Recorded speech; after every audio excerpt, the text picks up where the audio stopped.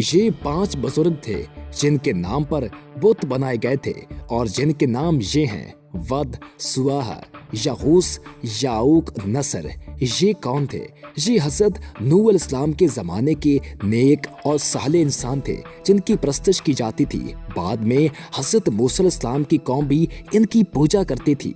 लात, मनात, उज़ा, ये कौन थे?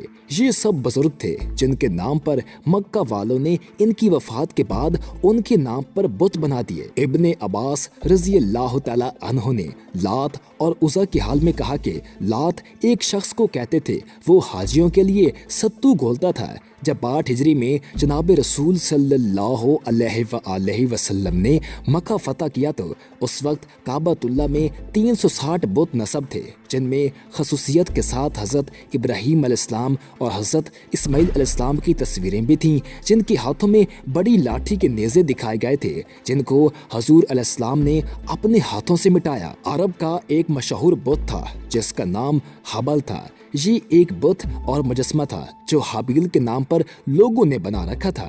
चूंकि काबील ने अपने भाई हज़रत हाबील को अपनी ख्वाहिश की तकमील के लिए शहीद किया था, इसलिए इस शहीद मजलूम से अरब के मुशरिक मुसीबत और तकलीफ के वक्त खास तौर पर जंग के मौका पर मदद मांगते थे। असल में ये सबसे बड़े बुजुर्ग गुजरे हैं। इनके इंतकाल के बाद शैतान ने उस जमाने के लोगों के दिलों में ये बात डाली कि इन बुजुर्गों की इबादत गाहों में इनकी यादगार कायम करनी चाहिए। चुनाचे इन लोगों ने वहाँ निशान बना दिए और हर बुजुर्ग के नाम की मशहूरी हो गई। जब तक ये लोग जिंदा थे, इस्लाम जब बरसगीर में आया तो ये मौशा बुरी तरह बुत परस्ती में लिथड़ा हुआ था। इस्लाम में बुत परस्ती हराम है, इसलिए कब्र परस्ती आहिस्ता आहिस्ता रवाज पाने लगी। औलिया अलैहिस्सलाम तबलीग करने आए थे। इन्होंने हमेशा इस्लाम की तालीम दी। आप इनकी खिदमात को देखें, इनकी तालीमात पर अमल पैरा हों और इनसे कुछ सबक सीखें। इनकी वफात के बाद इनकी कब्रों से चिमट कर फैज़ हासिल करने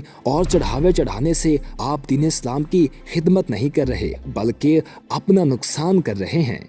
वीडियो पसंद आने की सूरत में वीडियो को लाइक कर दें और हमारे चैनल को सब्सक्राइब कर दें और साथ ही बेल के आइकन को प्रेस कर दें ताकि नई आने वाली हर वीडियो आपको मिलती रहा करे।